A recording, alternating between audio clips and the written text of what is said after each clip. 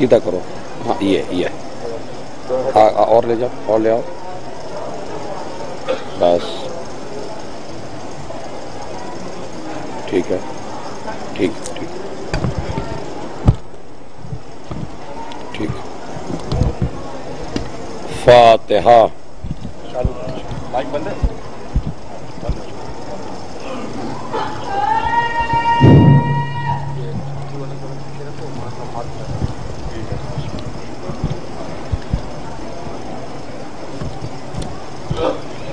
صلی اللہ علیہ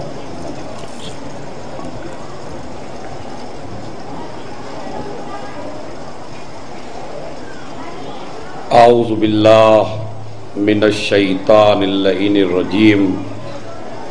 بسم اللہ الرحمن الرحیم. الحمد للہ رب العالمین. الصلاة والسلام علی اشرف الانبیاء والمرسلین.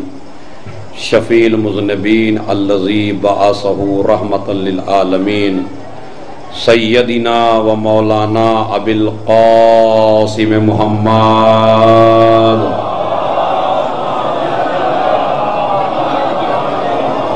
وعلی اہل بیتہ الطیبین الطاہرین المعصومین المظلومین الذین اذھب اللہ عنہم الرجس وطہرہم تطہیرا.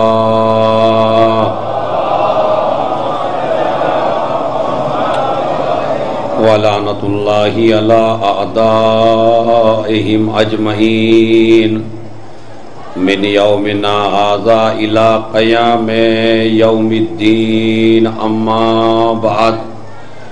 قال ابو جعفر علیہ الصلاۃ والسلام ان اللہ قد عوض الحسین عن قتلہ ان جعل الامامۃ فی ذریتہ و اجابۃ الدعاء عند قبرہ والشفاء فی تربتہ ولا تعدوا ایام زائریہ راجعا ولا جائعا من عمرہ. صلوات بھیجنا محمد اللہ.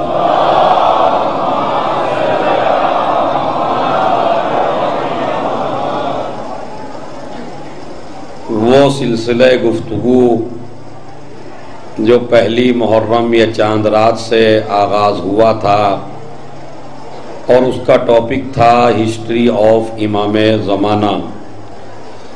قرآن مجید سے آج کی مجلس تک یہ ثابت کیا گیا کہ کسی امام کا وجود ضروری ہے اور کوئی امام ہے جو پردہ غیب میں ہے. کل میں کافی دلیلیں آپ حضرات کی خدمت میں پیش کر چکا ہوں. آج قرآن مجید کو چھوڑ کے حدیث نبوی کے اوپر ہم آتے ہیں، اور جو حدیث میں آپ حضرات کی خدمت میں نقل کرنے لگا ہوں وہ حدیث آپ میں سے بچہ بچہ جانتا ہے، ایک ایک آدمی جانتا ہے. جب میں پڑھوں گا تو آپ خود میرے سے آگے پڑھنے لگیں گے، لیکن بس آپ کو یہ معلوم نہیں ہے کہ یہ حدیث بھی ہمارے امام کے وجود کو ثابت کرتی ہے. اچھا، اس سے پہلے میں بتا دوں علماء اہل سنت کی تقریباً 200 سے زیادہ کتابوں میں یہ حدیث موجود ہے. اب آپ کتنی اہمیت سمجھ گئے ہوں گے اس کی. 200 سے زیادہ یہ حدیث، 200 سے زیادہ علماء اہل سنت کے مصدروں میں، بڑی بڑی کتابوں میں، ان کی بڑی بڑی صحیح کتابوں میں یہ حدیث موجود ہے. اس سے کوئی بھی اہل سنت بھائی انکار نہیں کر سکتا، چونکہ اس حدیث کے بارے میں تو سبھی نے لکھا کہ یہ حدیث نبی نے ارشاد فرمائی ہے. تو ایک صلوات پڑھیں تو میں آپ کو وہ حدیث سناتا ہوں.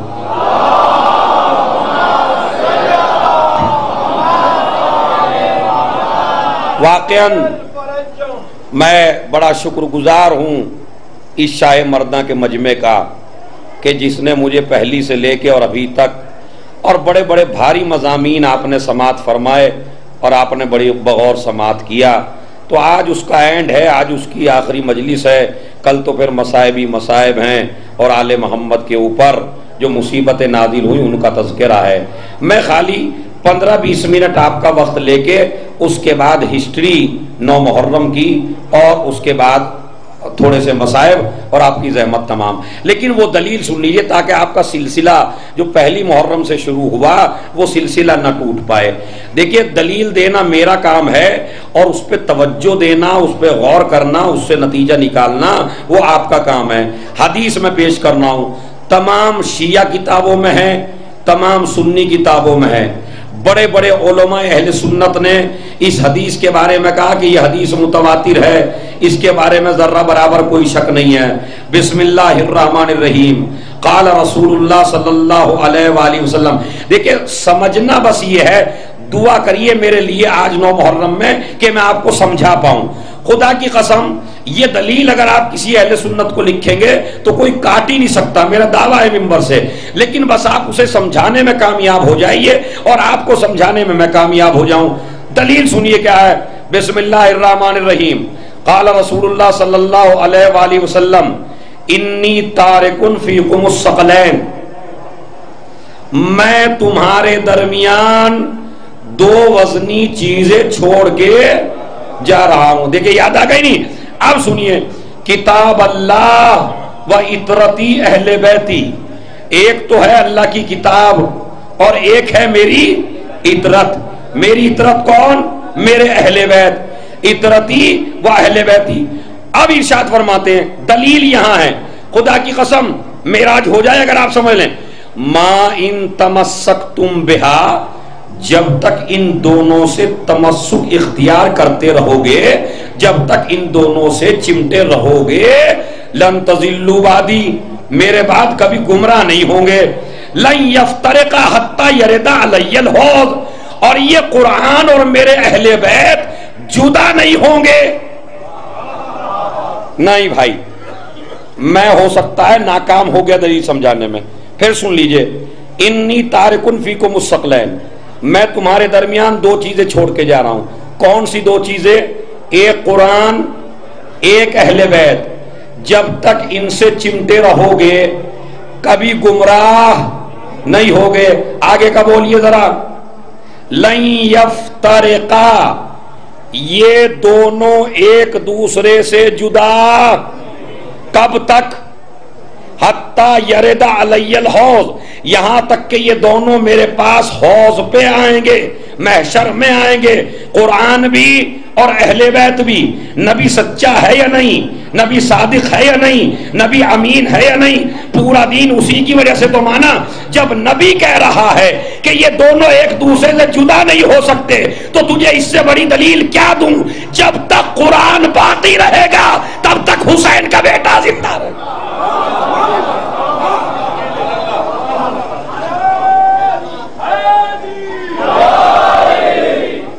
ایک صلوات بھیج دیں محمد اور آل محمد.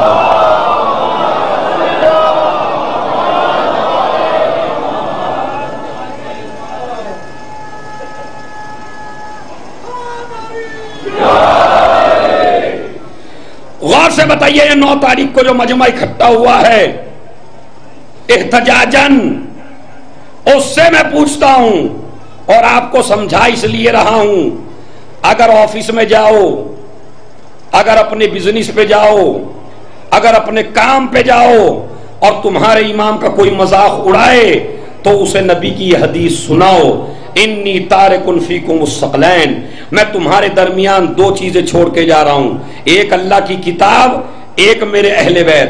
یہ دونوں ایک دوسرے سے جدا. اب آپ بتائیے، سو دیکھیں دلیل کہاں ہے. قرآن اس وقت ہے یا نہیں ہے؟ کوئی منکر ہے بھائی؟ جو منکر ہے اس پہ ایک دفعہ لعنت پڑھ دیجئے. ایک آ گیا ہے آج کل نمونہ، سمجھ رہے ہیں، بڑا نمونہ نکل کے آیا ہے. خدا کی قسم اگر وہ اپنی آئینے میں شکل دیکھ لے تو انسانی شکل نہیں ہے، بالکل نہیں. اس لیے کہ جو قرآن کے اوپر الزام لگا دے وہ انسان رہتا بھی نہیں ہے. مسلمان تو درکنار، انسان ہی نہیں رہتا. سمجھ رہے؟ تو ایسے آج کل پیدا ہو رہے ہیں. اللہ کی کتاب موجود ہے یا نہیں؟ چلیے موجود ہے. نبی کہہ رہے ہیں قرآن اور میرے اہل بیت جدا نہیں ہو سکتے. اگر اس وقت آپ ایک اہل بیت میں سے کسی کو نہ مانیں تو نبی کی حدیث جھوٹی ہے یا نہیں؟ ہاں بھائی سوچ کے بولیے. قرآن موجود ہے، اہل بیت موجود نہیں ہے. ہمارے اہل سنت بھائی کہتے ہیں پیدا ہی نہیں ہوئے. چلو جی ہم مانتے ہیں تمہاری بات، پیدا نہیں ہوئے. اب یہ نبی کی حدیث کیسے سچی کرو گے بھائی؟ ہے نہیں، مطلب کیسے سچی کرو گے آپ؟ امام زمانہ پیدا نہیں ہوئے، قرآن موجود ہے، نبی کہہ رہے دونوں جدا نہیں ہو سکتے، تو میں ملا کی مانوں یا رسول کی مانوں؟ بھائی بتائیے سوچ کے. اگر قرآن موجود ہے تو امام بھی موجود ہے، اور اگر آپ کہتے ہیں نہیں قرآن تو موجود ہے لیکن تمہارا امام پیدا ہوگا وہ موجود نہیں ہے، تو نبی کی حدیث جھوٹی ہو جائے گی. نبی کہتا ہے جب تک قرآن ہے ہر دور میں اس کے ساتھ امام ہے. اس لیے کہ یہ بے وقوفی کی بات ہے کہ کتاب تو موجود ہو استاد موجود نہ ہو. ایک صلوات بھیج دیں محمد اور آل محمد.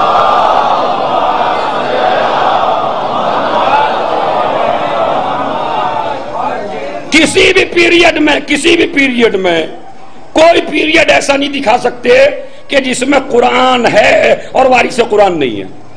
اور اگر آپ کہیں کہ یہ زمانہ ایسا ہی ہے کہ جس میں قرآن تو ہے مگر اہل بیت کا کوئی فرد نہیں ہے تو پھر نبی جھوٹا.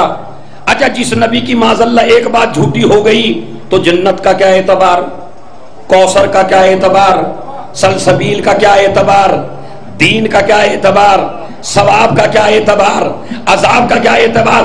جنت تم نے دیکھی تھوڑی ہے اور دیکھنے کی کوشش بھی نہ کرنا، یہ لے کے مر کے ہی دکھے گی. اگر نصیب والے ہو تو جنت جو ہے وہ مر کے ہی ملے گی آپ کو، زندگی میں جنت ملنے والی نہیں ہے. یہ تو امتیاز خالی حسین کے صحابہ کا تھا.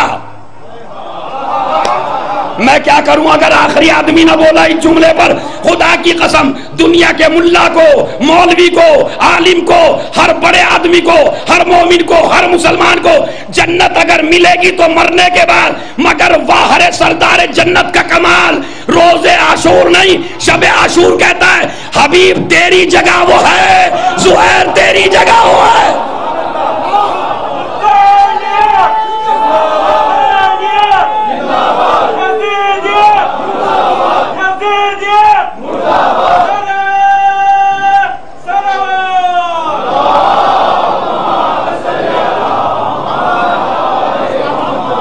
ایک دفعہ ایک جوان امام حسین کے ہاتھ پہ آج بیعت کر لے 9 محرم میں، لبیک یا حسین،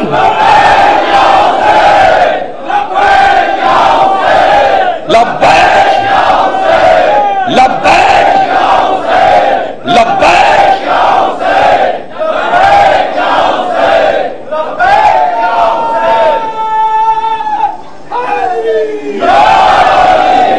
تمہارا یہ نعرہ برداشت نہیں ہوتا بڑی بڑی حکومتوں سے. جب تم کہتے ہو نا لبیک یا حسین تو دنیا کو بتاتے ہو ہمارا حسین آج بھی زندہ ہے.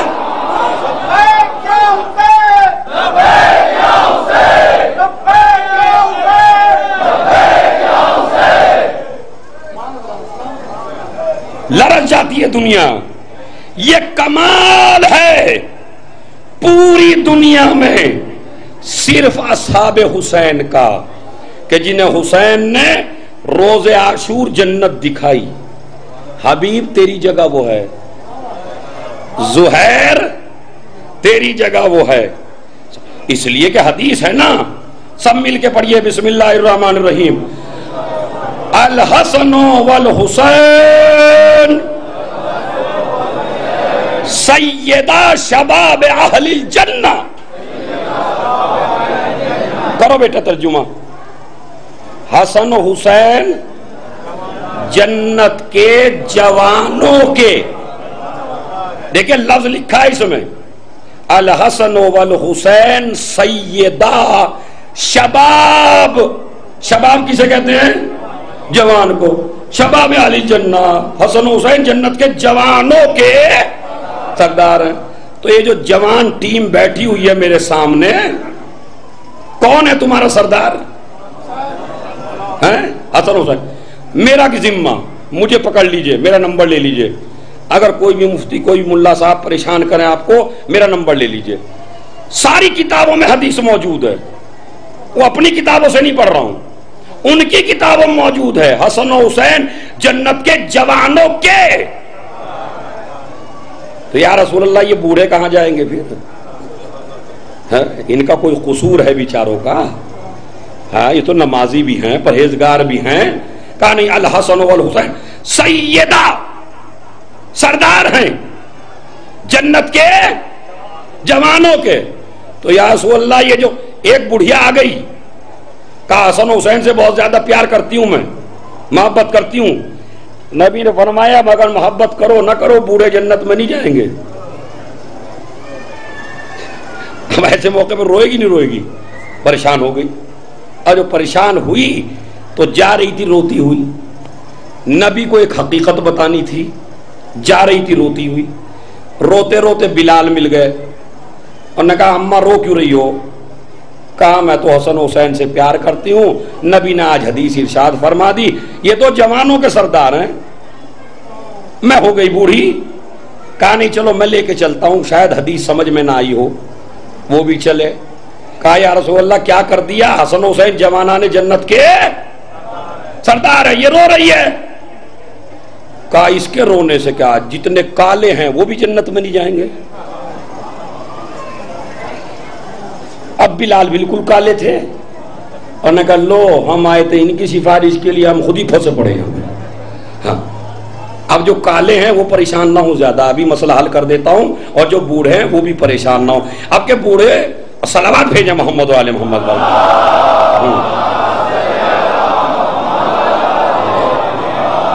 خدا کی قسم یہ مجلس اعزا اسی لیے تو ہے سارے مسائل حل ہو یہاں پر.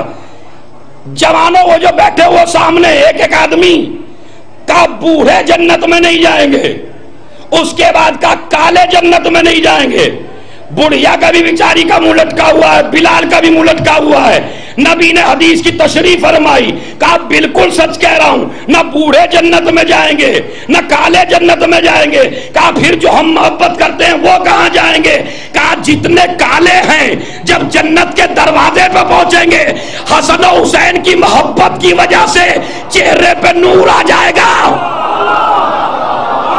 ابھی ہاتھوں کے ہاتھ اٹھے بھائی.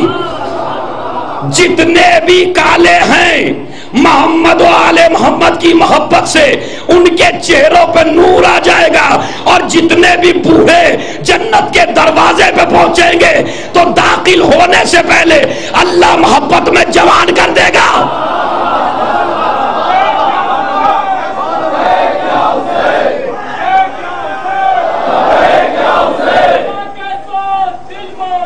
علی مولا علی مولا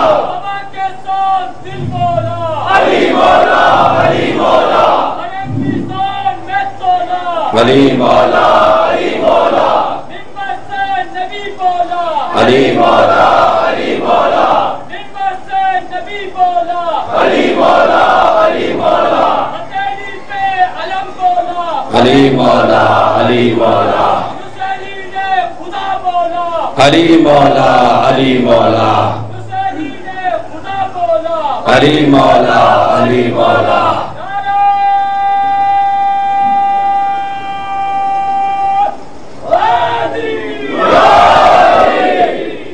جتنے کالے ہیں حسین کی محبت میں نورانی بن جائیں گے، جتنے بوڑھے ہیں حسین و حسن کی محبت میں جوان بن جائیں گے. مگر جو آل محمد کے دشمن ہیں وہ تیر مارنے سے کبھی نہیں مانتے. کہنے لگے بے عقلی کی بات کر رہے ہو ممبر پہ بیٹھ کے، بھلا بوڑھے جوان کیسے ہو سکتے ہیں؟ میں نے کہا میں نے بھی تیرا منہ بند نہ کیا قیامت تک کے لیے تو میں بھی مولا کا عزادار نہیں. اگر یوسف کی محبت میں زلیخا جوان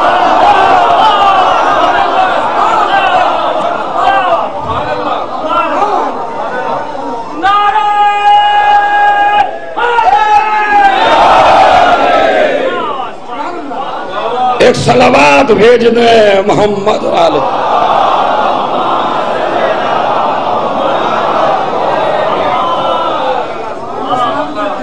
جنت حسن و حسین کی ملکیت ہے، اور ملکیت کی دلیل میں دیتا ہوں میں آپ کو.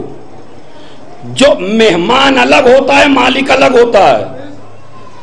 آپ ذرا کسی ہوٹل میں جائیے مہمان بن کے، اور وہ ہوٹل مثلا آپ کو کمبل بھی دے اور چادر بھی دے اور فلاں چیز اور پہننے کے لیے بھی دے، لیکن جب آپ چھوڑ کے چلیں گے تو وہاں سے کچھ لے نہیں سکتے آپ، کیونکہ آپ مہمان ہیں، مالک نہیں ہیں. لیکن جو ہوٹل کا مالک ہے وہ کہیں بھی بیٹھ کے دلی میں ہے اور بمبئی میں اس کا ہوٹل ہے، بتائیے منگا سکتا یا نہیں منگا سکتا؟ بمبئی میں ہوٹل ہے، دلی میں رہتا ہے، کہتا نہیں مجھے بمبئی میں جو میرا ہوٹل ہے اس کی چیز لا کے دکھاؤ. اور اگر کوئی شک کرنے لگے دلی کا کہ نہیں تیرا ہے ہی نہیں وہاں پہ بمبئی میں ہوٹل، وہ جو مشہور ہوٹل ہے وہ تیرا نہیں ہے، تو وہ کہے گا میرا کیسے نہیں ہے؟ میں دلیل دیتا ہوں آپ کو. میں نے کہا دلیل کیا ہے؟ کہا جتنی بھی چیزیں کہو میں منگا کے دکھاؤں وہاں سے. تو جو مالک ہوتا ہے وہ منگا لیتا ہے. اب سمجھے عید پہ حسین نے کپڑے کیوں منگائے؟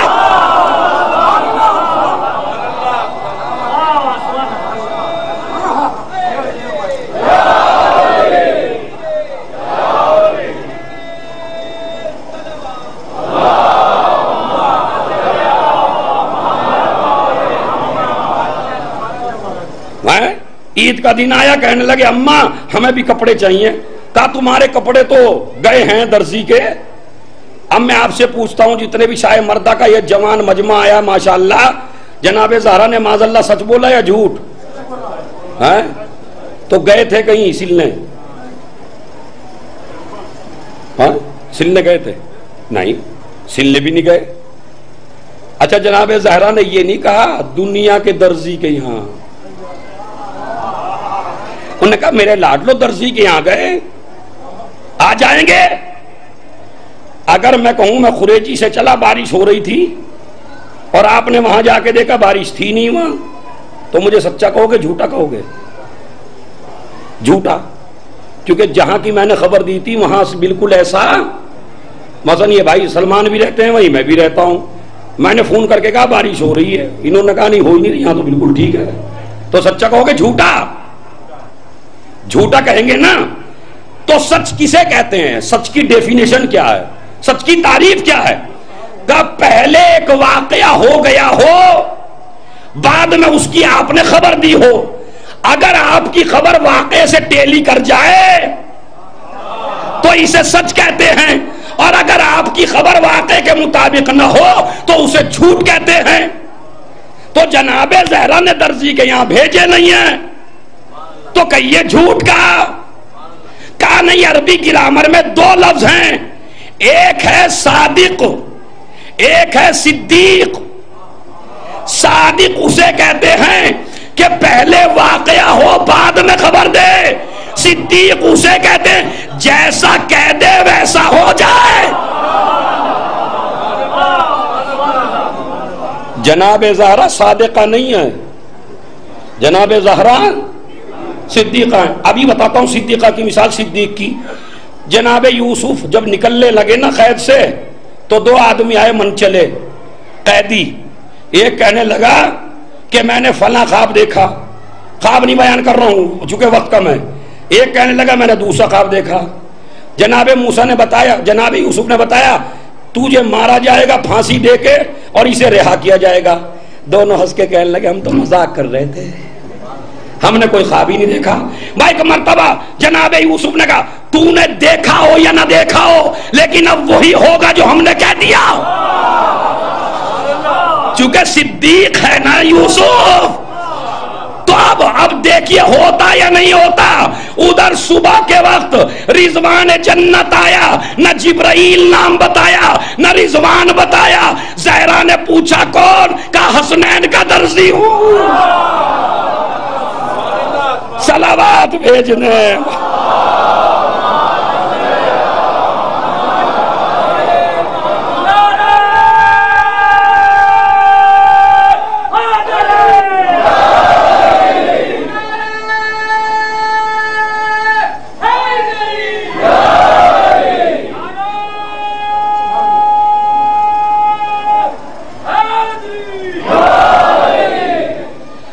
دلیل دوں دیتا ہوں، اور مہمان اور مالک بتایا نا میں نے.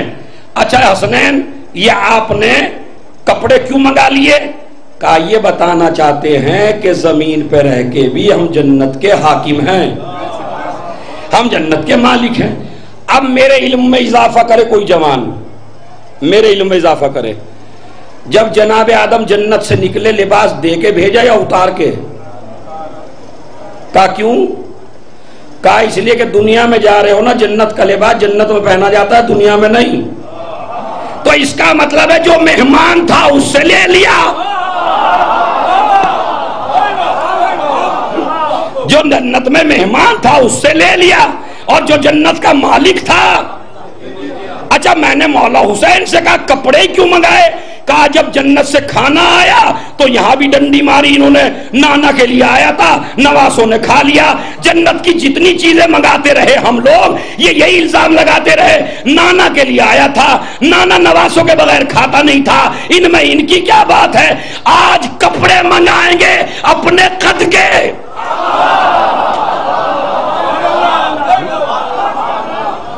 اب ذرا کہنا نانا کے لیے آیا تھا، پر نانا کا قد اور ہے، نواسوں کا قد اور ہے.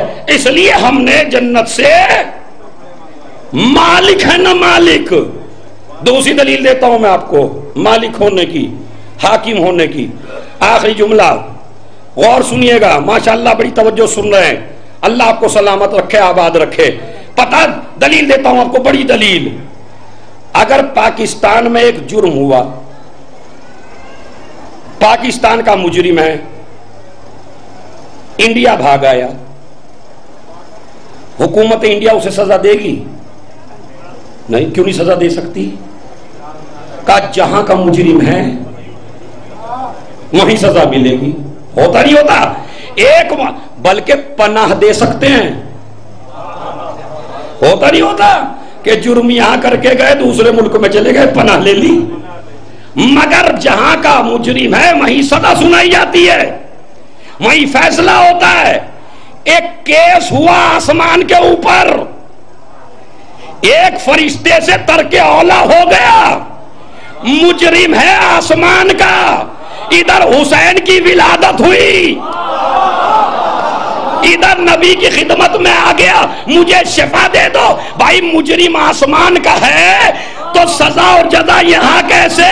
کہا یہ جو پیدا ہونے والا ہے یہ وہاں کا بھی حاکم ہے، یہاں کا بھی.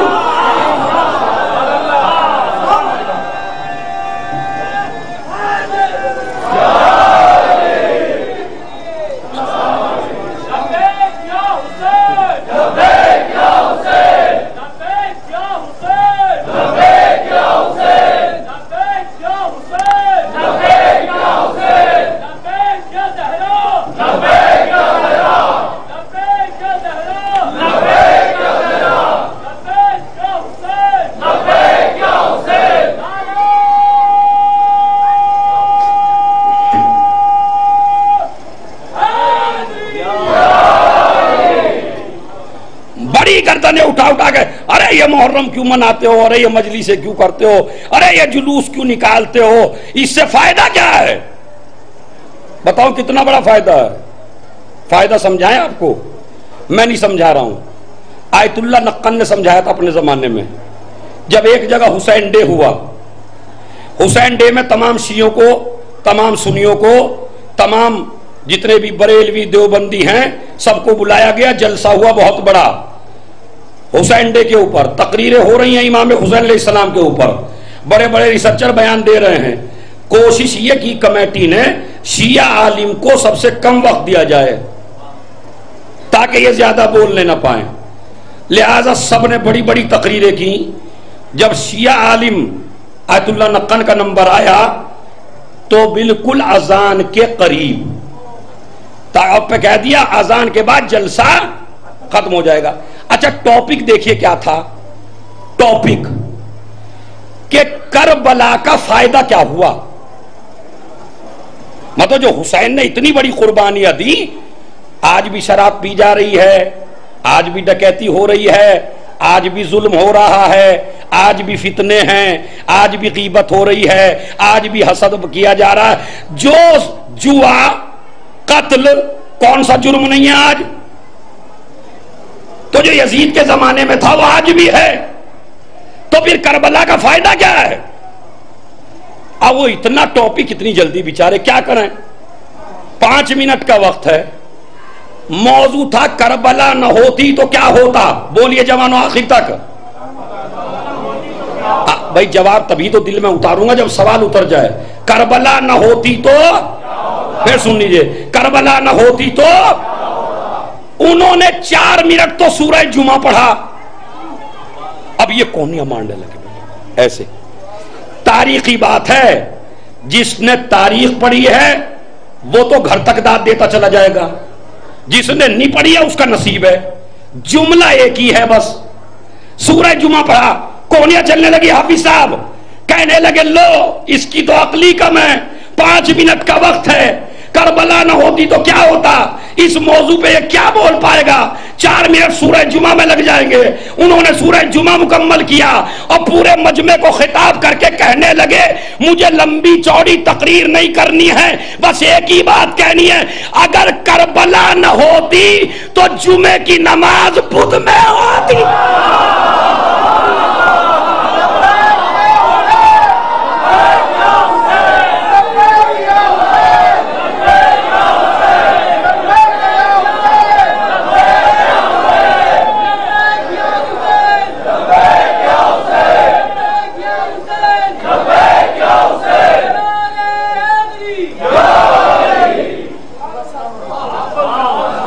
ہسٹری ہے پوری، سمجھتے رہیے. اگر کربلا نہ ہوتی، آج اگر مغرب کی نماز میں 1 گھنٹے بعد پڑھانے لگوں میرا گریبان پکڑ لیتے ہو. اگر اذان 2 منٹ پہلے دے دوں تو اعتراض کر دیتے ہو. اور حسین سے پہلے کیا ہوا تھا تو بدھ کا دن، اور انہوں نے پڑھا دی جمعے کی نماز. اگر دیکھیے پڑھنے والوں کا بھی کمال ہے، پڑھانے والے کا تو ہے ہی، پڑھنے والوں کا بھی کمال ہے. مگر آج فکس ہے بالکل سنیوں کے یہاں بھی شیعوں کے یہاں بھی، اذان وقت پہ ہوگی، نماز وقت پہ ہوگی. انہوں نے کہا یہ اذان و نماز کا وقت پہ ہونا اس بات کی دلیل ہے کہ یزید ہار گیا. حسین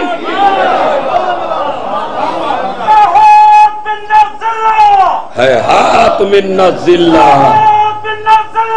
ہے ہاتھ من الذلہ، ہے ہاتھ من الذلہ.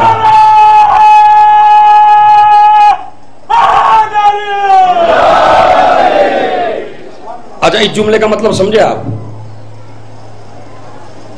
یہ جو انہوں نے بھی جملہ کہا ہے ہاتھ من الذلہ، اس زور سے بولیے. یہ آپ نے دیکھا ہوگا ٹی وی پہ اکثر آواز آتی ہے.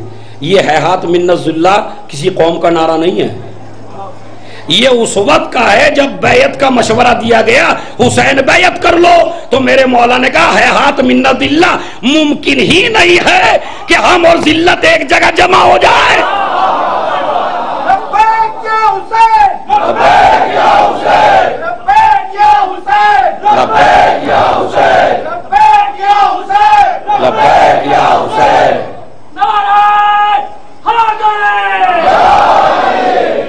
ہے ہاتھ من الذلہ، ہم اور ذلت ایک ساتھ جمع، ہم سے ذلتیں دور ہیں. اور پھر پتا کیا کہا، خدا کی قسم کہا مجھے بیعت سے کئی چیزیں روکتی ہیں. یعنی میں جو بیعت نہیں کر رہا ہوں یزید کی تو مجھے کئی چیزیں روکتی ہیں. خدا کی قسم میں ہاتھ جوڑ کے گزارش کرتا ہوں، حجور تابت، خدا کی قسم بڑا جملہ ہے، بڑا جملہ. پتا کیا کہا، مجھے بیعت سے پاکیزہ گودیاں روکتی ہیں. اب اس سے زیادہ میں وضاحت نہیں کر سکتا، چونکہ جو فاطمہ کی گود میں پلا ہو وہ کبھی یزید جیسے کی بیعت نہیں کر سکتا. اور یہ جملہ تو خود پسر سعد نے کہہ دیا تھا کہ حسین سر تو کٹا سکتے ہیں، بیعت نہیں کر سکتے، اس لیے کہ حسین کے پہلو میں اس کے باپ کا دل ہے، نہ باپ کسی کے سامنے جھکاتا نہ بیٹا کسی کے سامنے۔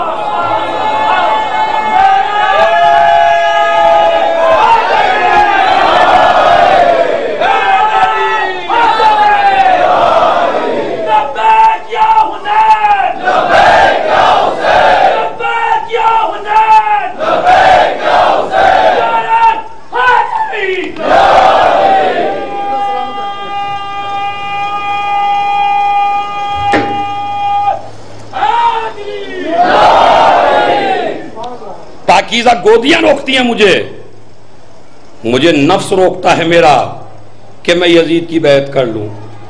اچھا بعض لوگ کہتے ہیں اچھا امام حسین کر ہی لیتے تو کیا حرج تھا، ضدی تھے معاذ اللہ۔ ایسے مسلمان بھی موجود ہیں آج جو کہتے ہیں امام حسین ضدی تھے، اتنا بڑا نقصان کر دیا، کر لیتے بیعت، سارے مسلمانوں نے کر لی تھی، ایک طرف سے سارے مسلمانوں نے کر لی تھی، حسین بھی کر لیتے۔ کوثر نیازی علماء اہل سنت کے بڑے مشہور عالم ہیں، ان کی زندگی میں یہ واقعہ ملتا ہے کہ جب ان سے پوچھا گیا کوثر نیازی صاحب سے کہ بھائی حسینی کو کیا اتنی ضد پڑی تھی، جب سارے مسلمانوں نے کر لی تھی تو حسین نے کیوں نہیں کی؟ ایک مرتبہ کوثر نیازی بولے جب حسین نے نہیں کی تھی تو کسی مسلمان نے کیوں کی؟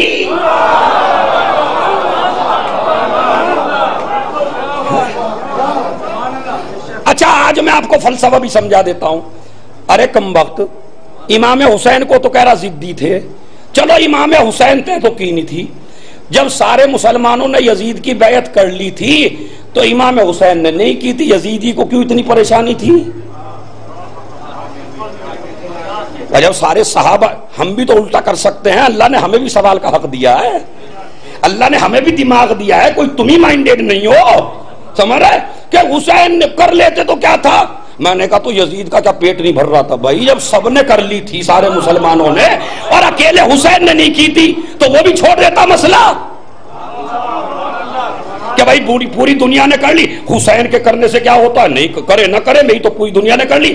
لیکن میں آج آپ کو ریزن بتاتا ہوں، ریزن بتاؤں، صلوات کے ساتھ بتاؤں یا بغیر صلوات میں؟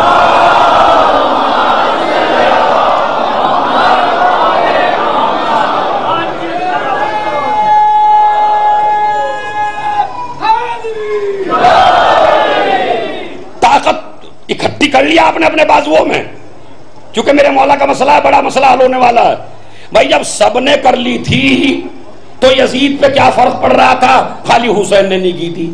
میں اس کو اپنے جوانوں کو، جملہ تو میں اب بھی کہہ سکتا ہوں لیکن میں جوانوں کو سمجھا کے بھیجنا چاہتا ہوں کہ سمجھیے، دیکھیں یہ شاہ مرداں میری پراپرٹی ہے خاص، غور سے سنیے گا، یہ شاہ مرداں میری خاص پراپرٹی ہے، میں اس کا مالک ہوں، اور آپ اس میں خالی زیارت کرنے آتے ہیں، سمجھ رہے ہیں؟ اب ایک آدمی آتا ہے شاہ مردہ پہ قبضہ کرنے اور مجلس میں وہ آپ سے سب سے دستخط کرا لیتا ہے کہ میرے نام کر دو شاہ مردہ، اور آپ پورا مجمع دستخط کر کے اسے دے دے اور میں نہ دوں۔ ارے بھائی آخری آدمی کا توجہ، سب نے دستخط کر دیے مگر میں نے دستخط نہیں کیے تو میں کیا کہوں؟ وہ کیا کہے گا؟ کہا مجھے سب سے کیا لینا، میرے لیے تو مین ہے کہ یہ اکیلا دستخط کرے، سب کرے نہ کرے۔ اگر یزید خالی بادشاہ بنتا تو دستخط کام آتے، وہ بننا چاہتا تھا خلیفہ، خلافت کے لیے ضروری تھا اسلام کا مالک حسین بولے۔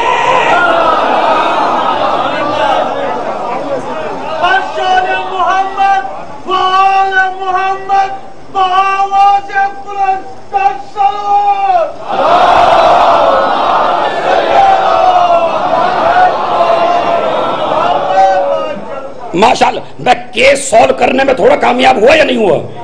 یعنی اگر حسین دستخط نہیں کریں گے تو میں اسلامی خلیفہ کہنے جانے کے لائق نہیں ہوں تو مجھے سب سے کوئی مطلب نہیں، اکیلا حسین کر دے۔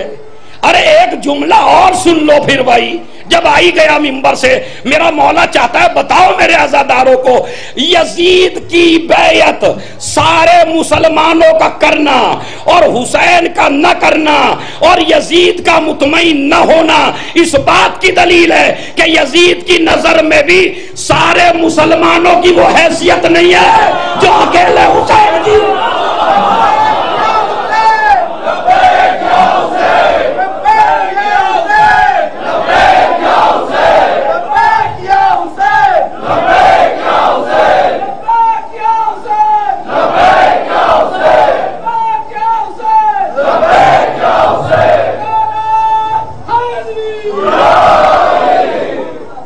چیز پہ بات کو مجلس تمام کر رہا ہوں اور اس کے بعد آتا ہوں 9 محرم کی طرف۔ اگر اب بھی آپ کو دیکھنا ہو کہ حسین کیا ہے اور یزید کیا ہے تو تم بڑے مجمع اکٹھے کرو، ایک خطیب شیعوں کا بلاؤ، ایک خطیب اپنا بلاؤ، اس سے یزید کا شجرہ بیان کرواؤ، ہم سے حسین کا شجرہ۔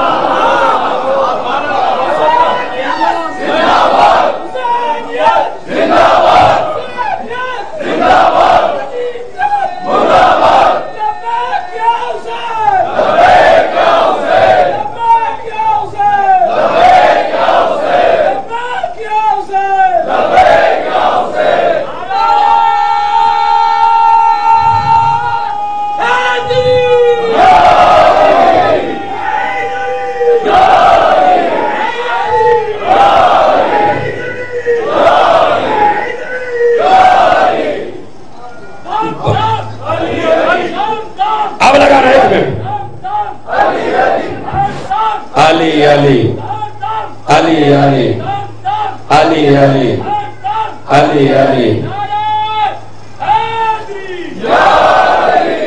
بات سننا ہے، میں نے آپ کو روکا نہیں ہے بھائی، میں نے جملے کے لیے خالی وقت چاہا، اس پہ نعرہ لگانا چونکہ بہت بڑا مسئلہ ہے۔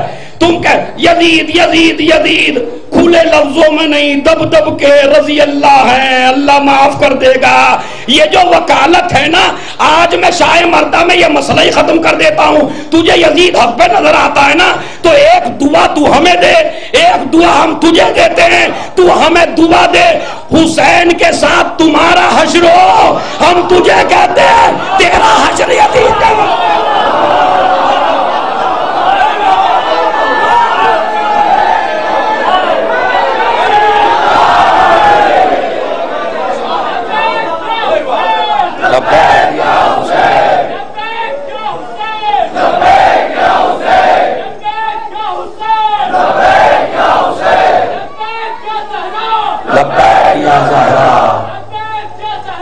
لبیک یا زہرا، لبیک یا مہدی، لبیک یا مہدی۔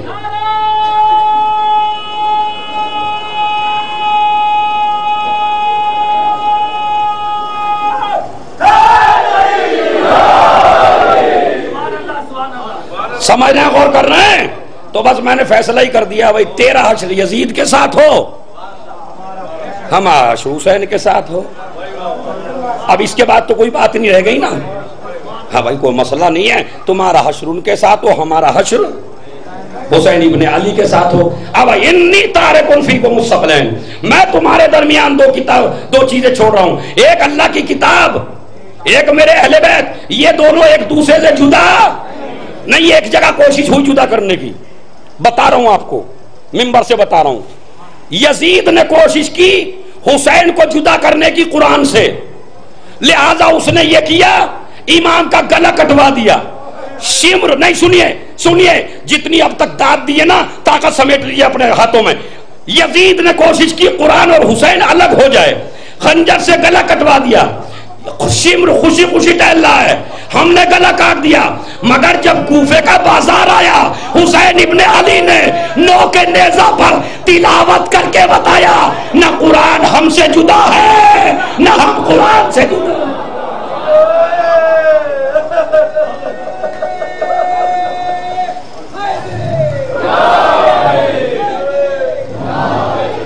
نہیں جدا ہو سکتے. ما صلی علی محمد وعجل. حسین کا لہو لہو آیا ہے بولنے کے لیے. میرے آج 9 محرم ہے, شب عاشور, سر پیٹ کر روئیں گے انشاءاللہ. اپنے دلوں میں حسرت نہ لے جانا, نہ رونے کی. جتنی تم میں طاقت ہے اتنی طاقت سے رونا ہے. کیوں؟ اس لیے کہ حسین ایک دن کا مہمان ہے. شب عاشور ہے, اس کے اعمال میں سے عمل ہیں. جن کی آستینیں لمبی ہیں وہ اپنی آستینیں چڑھا لیں. بھائی عمل میں ابھی سے شروع کرا دیتا ہوں. آستینیں کھلی ہونی چاہیے, گریبان کھلا ہونا چاہیے. جوانوں اور میری ماں بہنوں, آج کی رات اپنے سر میں کنگھا نہ کرنا. بال بکھرے ہوئے ہوں تاکہ ہر آدمی یہ کہے کہ آج یہ مصیبت میں ہے. آج کسی سے مسکرا کے بات نہیں کرنا. اپنی پوری رات یا رونے میں گزارنا یا لعنت پڑھنے میں گزارنا. قل ہو اللہ زیادہ سے زیادہ پڑھنا, اس لیے کہ یہ حسین کے خدا کا سورہ ہے اور حسین اس رات عبادت خدا کر رہے ہیں. رات کا سناٹا چھایا, زینب نکلی, بھائی کو خیمے میں دیکھا, اکیلے تھے حسین. زینب کا دل مچل گیا. یہ عباس کو کیا ہو گیا کہ میرا بھائی اکیلا ہے, عباس نہیں ہے. اون و محمد کہاں چلے گئے؟ آخر یہ گئے کہاں سب کہ میرا ماجا اکیلا بیٹھا ہے خیمے میں. یہ ہے بہن کی محبت. میرا ماجا اکیلا خیمے میں بیٹھا ہے. فوراً اٹھی, چادر اٹھائی, عباس کے خیمے میں پہنچی. کیا دیکھا؟ عباس تلوار سیقل کر رہے ہیں. ادھر اون و محمد بیٹھے ہیں, نقشہ کھینچ رہا ہوں میں. ادھر اون و محمد بیٹھے ہیں, ادھر قاسم بیٹھے ہیں, برابر میں اکبر بیٹھے ہیں, عباس بیچ میں ہیں. اور عباس سمجھا رہے ہیں میرے شیرو, صحابہ سے پہلے ہم جائیں گے تاکہ کوئی یہ نہ کہہ دے حسین نے اپنے بچوں کو بچا لیا, صحابہ کو قتل کرا دیا. اکبر کہتے ہیں چچا پہلے ہم جائیں گے. قاسم کہتے ہیں چچا پہلے ہم جائیں گے. اون و محمد کہتے ہیں ماموں پہلے ہم جائیں گے. زینب کے دل کو تسلی ہو گئی, کہنے لگی ارے جس کے عباس جیسا بھائی ہو.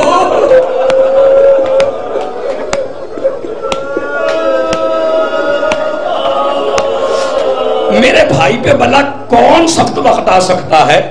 اس کے بعد صحابہ کے خیموں کی طرف چلی. کیا دیکھا؟ بیچ میں حبیب ابن مظاہر ہیں, چاروں طرف صحابہ بیٹھے ہیں. حبیب ابن مظاہر سوال کر رہے ہیں, اے صحابہ حسین بتاؤ تم یہاں کیوں آئے ہو؟ پتا کیا کہتے ہیں؟ لننصر غریب فاطمہ. ہم اس لیے آئے ہیں کہا کہ فاطمہ کے غریب لاڈلے کی مدد کریں. کہا تو دیکھا اس کے بھانجوں پہ کوئی آنچ نہیں آنی چاہیے, اس کے بھتیجے پہ کوئی آنچ نہیں آنی چاہیے, پہلے ہم جان قربان کریں گے. زینب کے دل کو تسلی ہو گئی, تسلی کر کے چلی. ہلکی سی 9 محرم میں چہرے پہ مسکراہٹ آئی. حسین خیمے سے نکل گئے. بہن جب سے مدینے سے چلی ہو میں نے تمہیں مسکراتے ہوئے نہیں دیکھا, آج کیا بات ہے مسکرا رہی ہو؟ کہا بھیا میرا دل پریشان تھا, تو اکیلا ہے, لیکن جب حبیب اور عباس کی بات کو سنا میرے دل کو تسلی ہو گئی بھیا کہ تیرے بہت زیادہ چاہنے والے ہیں, تجھے کچھ نہیں ہوگا میرا بھائی. یہ بہن کی ہے. ادھر زینب خیمے میں, ادھر حسین رات کے سناٹے میں نکلے. سنیے, غور سے سنیے گا. رات کے سناٹے میں نکلے. ایک صحابی نے دیکھا, میں اس روایت کو 8 سال دبئی میں پڑھتا تھا. اکثر و بیشتر میں نے یہ روایت دبئی میں پڑھی, اور لوگوں کی کیا حالت ہوتی تھی میں آپ کو بتاؤں, ٹکرا جاتے تھے دیواروں سے, چونکہ روایت بڑی سخت ہے. مولا حسین آئے، 2-3 بجے کا وقت ہے، رات کا سناٹا ہے، آج کا رات کا سناٹا چھایا ہوا ہے، مولا حسین خیموں کے سامنے ٹہل رہے ہیں، عباس کا پہرا ہے۔ عباس نے دیکھا دور سے کھڑے ہو کے کہ کوئی شخص ہے جو خیموں کے سامنے سے کچھ اٹھاتا ہے اور الگ ڈال دیتا ہے، کچھ اٹھاتا ہے الگ ڈال دیتا ہے۔ عباس تلوار لے کے آئے، کون؟ کہا عباس تمہارا مولا۔ مولا آپ کیا کر رہے ہیں؟ مجھے مصائب پڑھنے کی ضرورت نہیں اگر آپ سمجھ جائیں۔ میری ماں بہنوں کلیجہ تھام کے بیٹھ جاؤ، 9 محرم ہے۔ مولا کیا کر رہے ہیں؟ یہ کیا اٹھا رہے ہیں؟ کہا یہ جو زمین پر کانٹے دار پیڑ ہیں ان کو اکھاڑ کے پھینک رہا ہوں۔ کہا کیوں؟ کہا جب شام غریبہ میں میری سکینہ یہاں دوڑے تو اس کے پیر میں کانٹا نہ چبھ جائے۔ اے مولا، ارے سکینہ کا اتنا خیال۔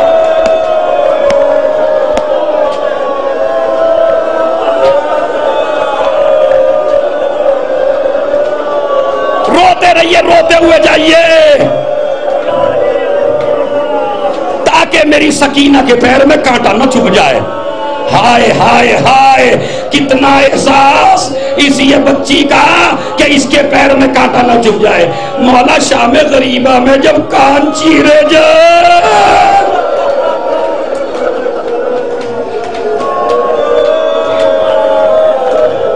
انشاءاللہ باقی تفصیل کل پڑھوں گا، لیکن اتنا بتاتا ہوں صبح عاشور آئی، نماز ہوئی، دن چڑھنے لگا، اونو محمد کے لاشیں اٹھا لائے، قاسم کا لاشا گٹھڑی میں باندھ کے اٹھا لائے، عباس کا علم لے آئے، اکبر کا جنازہ نہ اٹھا تو آواز دی بنی ہاشم کے بچوں آؤ تمہارا آقا بلا رہا ہے۔ اب کوئی نہ رہا، حسین تنہا رہ گئے، ایک آواز دی حل من ناصرین ینصرنا، ہے کوئی جو میری مدد کرے؟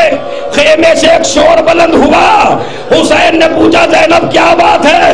کہا بھیا تیری آواز میں اتنا درد تھا، جب تو نے حل من کی صدا دی علی اصغر نے اپنے کو جھولے سے گرا دیا۔ حسین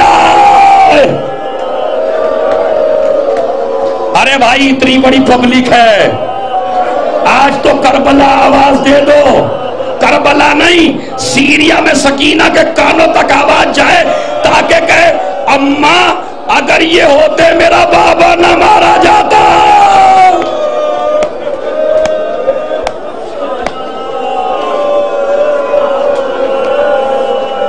اصغر کو گود میں لیا، لا رباب تیرے بچے کو پانی پلا لاؤں۔ ارے تمہاری گودیاں سلامت رکھے، ارے تمہارے بچے تمہارے سامنے بیٹھے ہیں، ذرا ان کی صورتیں دیکھ دیکھ کے مصائب سننا۔ پتہ کیا ہے؟ رباب کہتی ہے آقا بس ایک بار مجھے اور گود میں دے دیجئے۔ رباب نے گود میں لیا، خیمے میں لے گئی، چھوٹا سا صندوق کھولا، اس میں سے نیا کرتا نکالا، اصغر کو نیا کرتا پہنایا، پیشانی پر پٹی باندھ دی۔ ایک مرتبہ کہنے لگی میرے لال اگر دادی پوچھے اماں نے نیا لباس تو پہنا دیا، تیرا منہ نہ دھلایا تو کہنا دادے ارے پانی موجود نہ تھا۔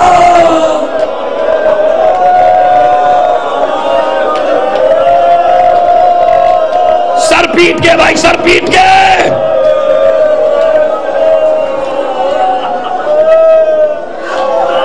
6 مہینے کا بچہ ماں نے رخصت کیا، حسین نے گود میں لیا، لینے کے بعد چلے۔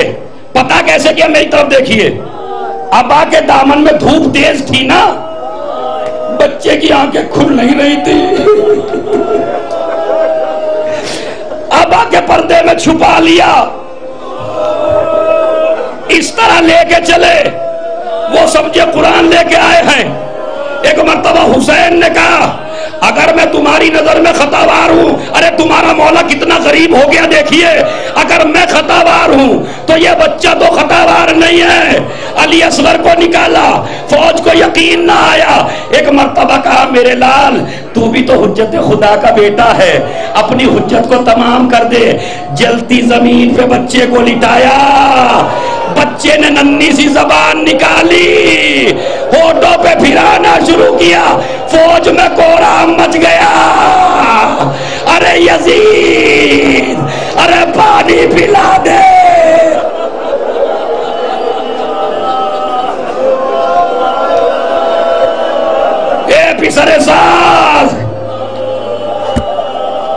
پسر ساتھ پریشان ہونے لگا۔ سنیے میری طرف دیکھیے، میری طرف دیکھیے، آج انشاءاللہ تمہارے سارے دلوں کی حسرت نکال دوں گا میں، چاہے میرے میں طاقت ہو یا نہ ہو، لیکن جو مصائب پورے سنیے۔ حسین بچہ پھیرنے لگا منہ، پتا میرے مولا نے کیا کہا؟ علی اصغر کی کیفیت کیا تھی؟ یتلذع عطشانا، پیاس کی وجہ سے کبھی ہونٹ کھولتے تھے۔ میں بتاؤں کیسی حالت تھی، علماء نے لکھا جس طرح مچھلی کو پانی سے نکال دیا جائے تو مچھلی کیا کرتی ہے، کبھی منہ بند کرتی ہے کبھی منہ کھولتی ہے۔ ہائے علی اصغر،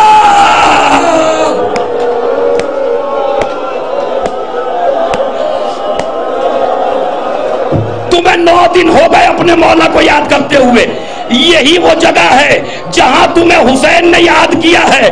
پتا کیا کہا؟ اے میرے شیعو، جب ٹھنڈا پانی پینا تو میری پیاس کو یاد کر لینا۔ اور پھر کہتے کاش تم عاشور کے دن ہوتے تو دیکھتے میں اپنے بچے کو لے کر۔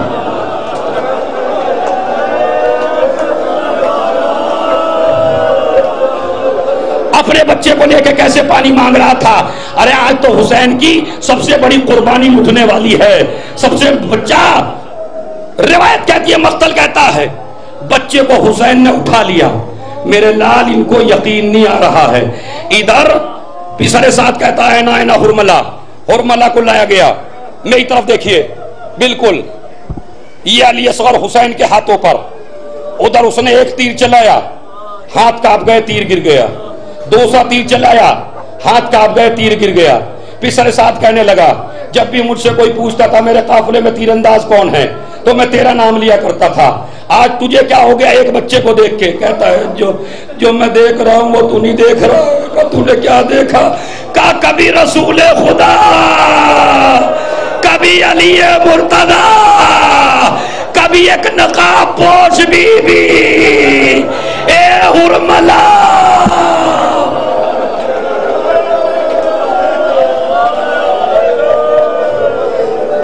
سنیے سنیے، حسین کے ہاتھوں پہ علی اصغر ہیں، 3 بھال کا تیر ادھر سے چلا، علی اصغر کا چہرہ فوج کی طرف تھا، علی اصغر کا گلا ننھا سا تھا، 3 بھال کا تیر سنسناتا چلا، جیسے ہی بچے کے گلے پہ لگا فانقلب الصبی علی ید الامام، بچہ باپ کے ہاتھ پہ پلٹ گیا، حسین کا بازو چن گیا۔ اے بابا، ارے مجھے معاف کر دے۔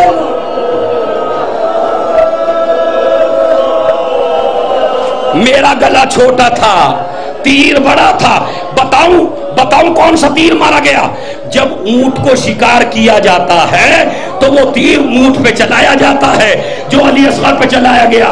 جیسے ہی تیر چلا حسین کا بازو زخمی ہوا، ایک مرتبہ بچے کو زمین پہ لٹایا، میرے لال لا تیر نکال دوں، اگر تڑپو گے تو تیر نہ نکلے گا۔ زمین پہ بیٹھے تیر نکالا، خون کا فوارہ جاری ہوا، حسین نے بچے کو اٹھایا۔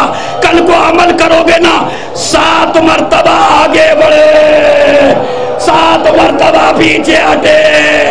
انا للہ،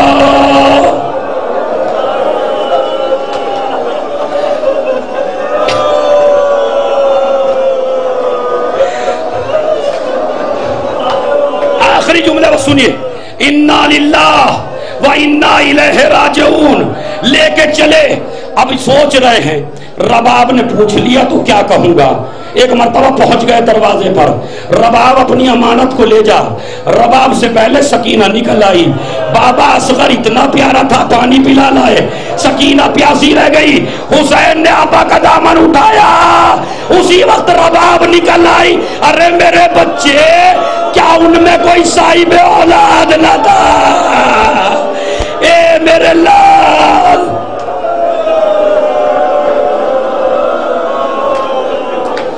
دو منٹ, ایک منٹ. اس کے بعد کہوار آئے گا. حسین نے بچے کو لیا حسین نے پشت خیمہ پہ دفن کر دیا. شام آئی, سروں کی گنتی شروع ہوئی. پیسر سعد کہنے لگا شہید 72 ہوئے, سر 71 ہیں, ایک سر کہاں ہے؟